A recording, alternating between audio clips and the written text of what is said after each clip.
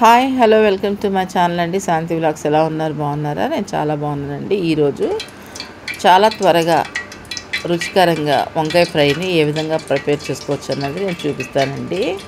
చాలా ఈజీగా తక్కువ టైంలో ప్రిపేర్ చేసుకోవచ్చండి. సరేనా? కావాల్సిన ఇంగ్రీడియంట్స్ అని ఒకసారి వీడియోలో ఫాలో అవ్వండి. లేకుంటే కనుక నేను ప్రిపేర్ చేసేటప్పుడు ఫాలో అవ్వండి. సరేనా? ఈ విధంగా కావాల్సినవి మొత్తం కూడా ముందుగా రెడీ చేసి పెట్టేసుకున్నానండి. ఇప్పుడు స్టవ్ వెలిగించేసుకొని కళాయి పెట్టుకొని ఫ్రైకి తగినంత ఆయిల్ వేసుకున్నాను. ఇప్పుడు ఒక స్పూను జీలకర్ర, 5 రెమ్మలు వెల్లుల్లిపాయను దంచి ఈ విధంగా వేసుకున్నానండి. దీనివల్ల కూరకి ఎక్స్ట్రా టేస్ట్ అన్నది యాడ్ అవుతుంది. అంతే కదండి, వెల్లుల్లిపాయ చాలా మంచిది కదా హెల్త్కి. కాబట్టి కంపల్సరీగా వెల్లుల్లిపాయ అన్నది ఫ్రైలో ఉండాలి.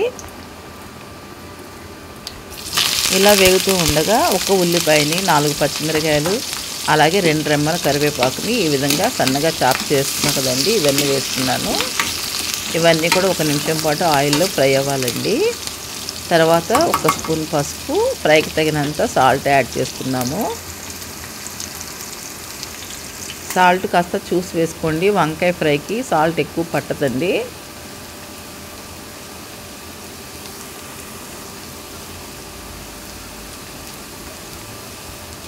చూస్తున్నారుగా, నేను సాల్ట్ అన్నది కొద్దిగానే వేస్తున్నానండి, సరిపోతుంది. మొత్తం కూడా కలిసే విధంగా గరిటెతో ఈ విధంగా కలిపేసుకొని 1 నిమిషం ఫ్రై అవనివ్వండి. తర్వాత ముందుగా తరిగి పెట్టుకున్న వంకాయ ముక్కలను కూడా మనం దీంట్లో యాడ్ చేసుకుందాము.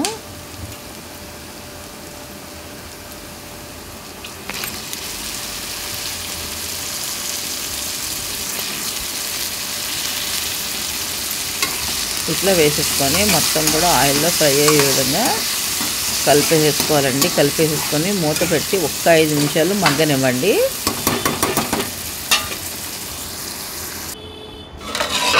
ఐదు నిమిషాల తర్వాత చూసారు కదండి, ఈ విధంగా మనకి వంకాయ చక్కగా ఫ్రై అయిపోయింది కదా.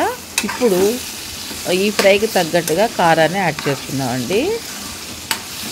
నేనైతే చాలా తక్కువ కారం వేసానండి, ఎందుకంటే ఆల్రెడీ మనం పచ్చిమిరకాయలు వేసుకున్నాం కాబట్టి కొద్దిగా కారాన్ని యాడ్ చేసుకుందాము.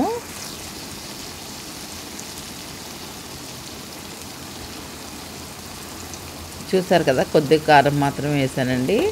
వేసి మొత్తం కూడా కలిపేసుకుందామండి. ఈ విధంగా కలిపేసుకొని చక్కగా 1 నిమిషం పాటు ఈ పచ్చివాసన పోవాలి కదండి, మనకి కారం పచ్చివాసన ఫ్రై అవనిద్దాము.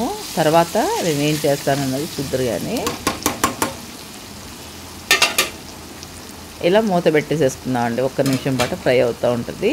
ఈలోపు 1 గుప్పెడు వేరుశనగ గుళ్ళు అండి, మనం పచ్చి వేరుశనగ గుళ్ళు ఉంటాయి కదా మనకి, కొద్దిగా చాలండి. తీసుకొని చక్కగా ఈ విధంగా మెత్తగా పొడి చేసేసుకోవాలి. ఈ పొడిని మనం ఫ్రైలో వేసుకోవాలండి. అప్పుడే ఫ్రై ఇంకా బాగా ఎక్కువ టేస్ట్ ఉంటుంది. చాలా చాలా బాగుంటుందండి.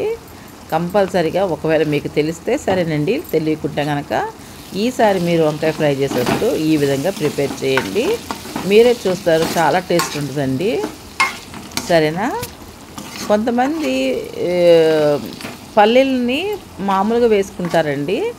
మామూలుగా వేసుకున్న దానికన్నా ఈ విధంగా వేస్తే చాలా చాలా టేస్టీగా ఉంటుంది. పొడి చేసి వేస్తే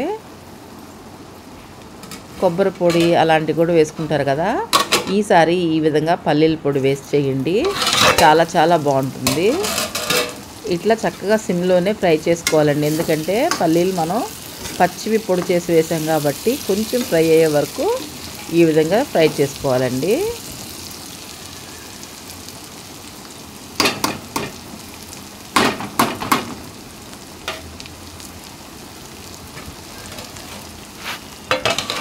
ఇట్లా మూత పెట్టేసి సిమ్లోనే ఫ్రై చేసుకుంటూ ఉండాలి.